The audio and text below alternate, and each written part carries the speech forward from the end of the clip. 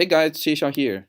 This is the first video of How Git Works video series. Actually, before this, I've already made an introduction video about why I decided to make this video series and what topics we're gonna cover along the whole journey. So in case you're interested in those points, so click the link on the screen. Actually, I'm gonna put the screen a link now on the screen, and also down below in the description of this video, I'm gonna also link to that introduction video. Okay. Now let's start this first episode. The topic is about how to make a Git commit.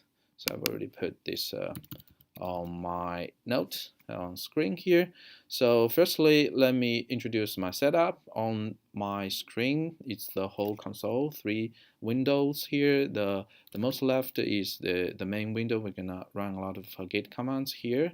And then on the top right, it's the notes and the agenda. I'm gonna write some information here for us to better understand stuff.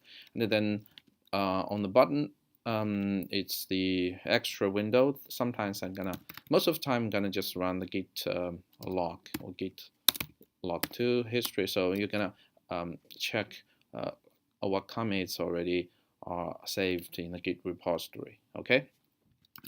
So let's go back to the main window. So the most important concept when we want to make a Git commit is the 3 area concept. So actually it just means like when we make a Git commit, we always try to understand these 3 areas, what changes has been done in these 3 areas. So the first one is working directory, which actually is the working folder of your current directory. We're going to cover those details when we do the demonstration later. And the second one of the areas is the staging area. Actually, the staging area is the one that introduces puzzles and confusions for people. So we're gonna talk that a bit more later as well. And the last one is the Git repository. So let's now directly jump into the demonstration. Then we will go back here to recap what these 3 areas are. Okay.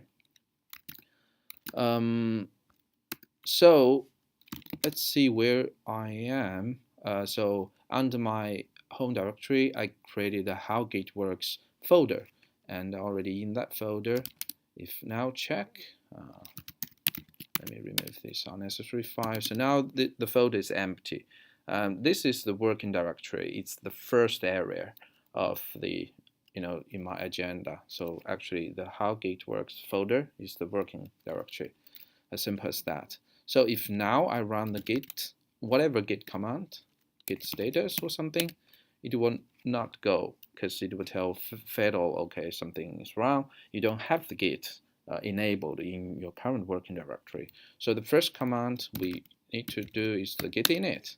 So what does it do is, as you can see on the screen, create a .git folder, which is a hidden folder, and then that enables Git to take control of the current working directory.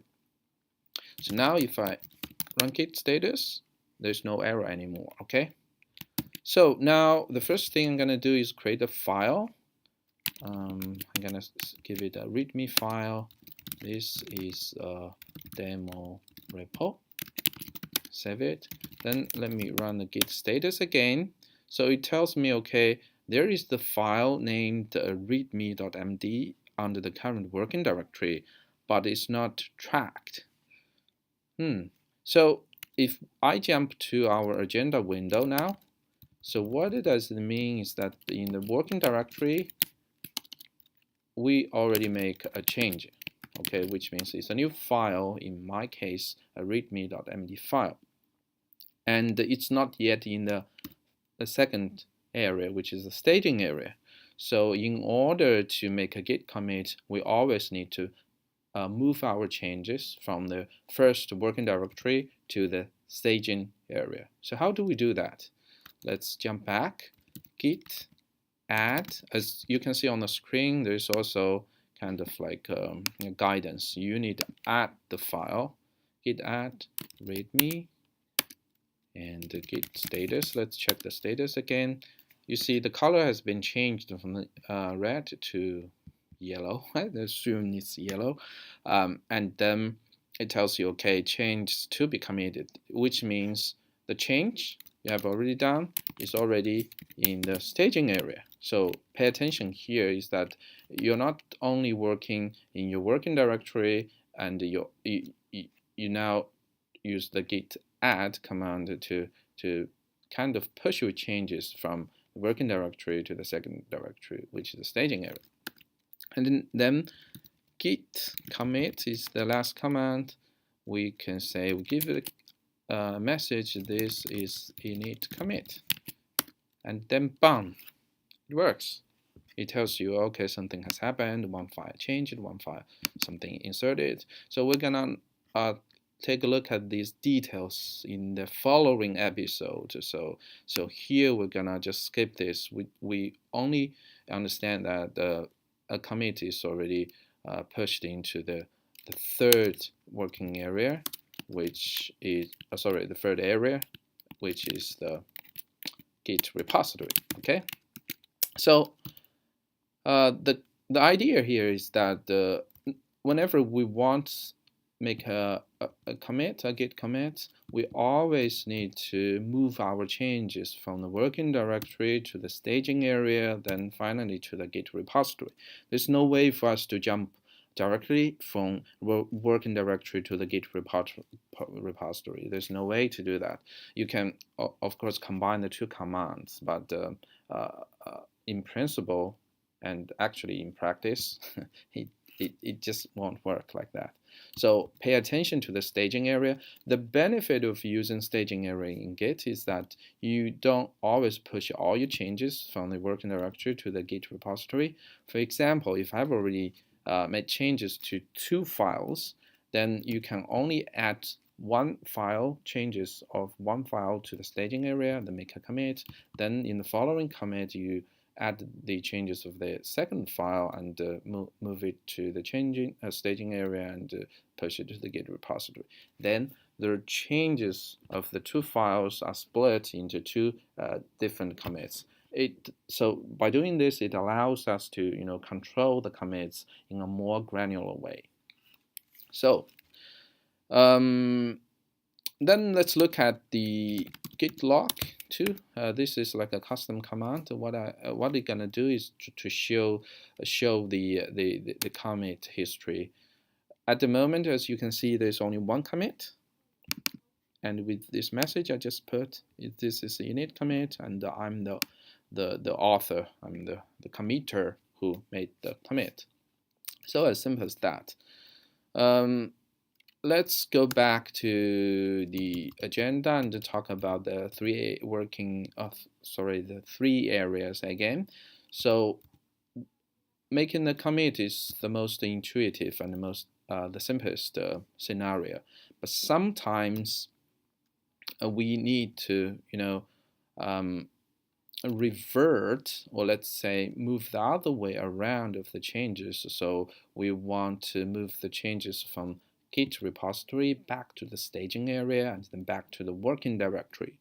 So think about it. There are a lot of commands in Git that are doing those stuff. So it's a mutual way, not only from one direction, the other direction also works. For example, if I make a change again, this is a changed file, and we run. Let me clean the screen, git status. We see the README file has been changed. But what if now I don't want this change anymore? I know that let's go back to the agenda. I know that the staging area does not contain the latest change. The Git repository doesn't contain the latest change either. So I want from the staging area to revert my changes back to the working directory, which means I'm gonna discard the changes I just made. So what I'm gonna do is, let's jump back to the main window. As you can see on the screen, there's a git checkout -- file which says we discuss the changes working directory. That would work. So if you say git add readme, git checkout dash dash readme. That will just discard your changes in your working directory. But be careful that you really understand what you're doing. So if you have made a lot of changes in your file and you run this command, then it means all your changes are gone. There's no backup because it's not yet in the Git repository, okay?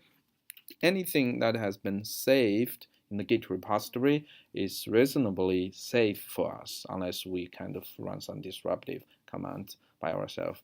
But that's like a long story. But here, if I run this command, git status again, the changes are gone. So, the second line in this README file is totally gone.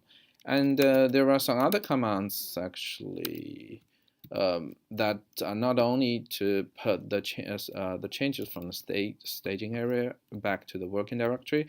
There are commands that would really, take the snapshot of those files, file content from the Git repository, and then revert back to both the staging area and the working directories.